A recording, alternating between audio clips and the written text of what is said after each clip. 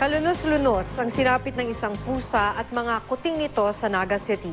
Namatay ang mga ito matapos buhusan ng kumukulong tubig. Balak ngayong ireklamo ng may-ari ang kanyang kapitbahay na nasa likod daw ng pagmamalupit sa kanyang mga alaga. Makibalita tayo kay Chariza Pagtalunan ng GMA Bicol. Nalapno sa muka at katawan ng pusang ito matapos daw buhusan ng kumukulong tubig ng kapitbahay ng may-ari nito sa barangay Santa Cruz, Naga City. Ayon kay Josephine Pelayo, hindi niya alam kung bakit nagawa ito ng kanyang kapitbahay na si Robert Sevilla. Nakakulong naman daw kasi ang kanyang pusa pati na ang mga kuting nito kaya hindi naman nakakaperwisyo sa iba. Nadamay sa pagbuhos ng kumukulong tubig ang mga kuting. Namatay ang dalawa sa mga ito pagkatapos buhusan ng mainit na tubig noong nakaraang linggo. Ang ina ng mga ito namatay matapos ng ilang araw.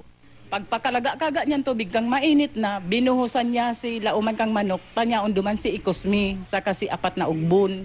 Ayon pa kay Pelayo, hindi ito ang unang pagkakataong binuhusan ng mainit na tubig ng kanyang kapitbahay ang kanyang mga pusa. Kaya naman magrereklamo na raw siya sa Philippine Animal Welfare Society o PAWS. Ipapabaya ko po kuta sa PAWS na sinda na po mag-usga sa taong araw kan tanganin pong mailing man po ang ginigibo niya sa mga hayop, malupit po siya sa hayop. Hindi pa naglalabas ng pahayag ang PAWS. Sinubukan naman naming makuha ang panig ng inirereklamong kapitbahay. Ayon sa isang veterinarian, maaaring patawan ng parusa ang sinumang mapapatunayang nagmamalupit sa mga alagang hayop tulad ng aso at pusa. Mas mataas na nga raw ang parusa ngayon sa mga lalabag sa Animal Welfare Act.